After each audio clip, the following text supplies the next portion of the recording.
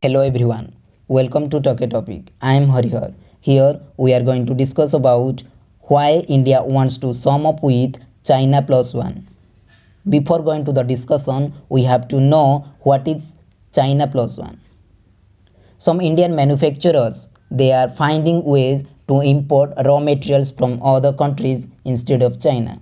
It's basically known as China plus one.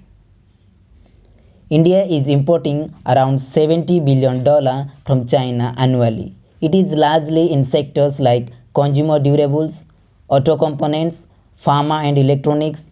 India importing 14% of China, which is second largest after Middle East.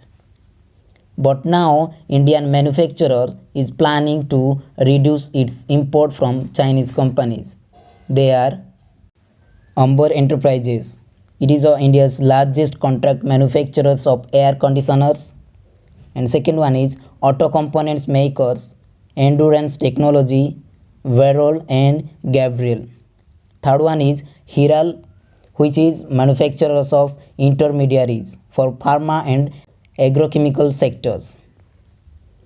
Fourth one is contract manufacturer of personal and home care products, that is Rosai Biotech. Last one is agrochemical company Sumitomo Chemical India. Their aim is to reduce dependence on China by at least 10% or even to nil in some cases in the next few quarters. The domestic consumer durable sector imports nearly half of intermediate parts including compressors, motors and printed circuit boards from China, which is to 80 to 85% of total compressor demand and 95% of motor requirement and washing machine in India. Amber Enterprises, a maker of air conditioners, it started motor unit to reduce its trust on China.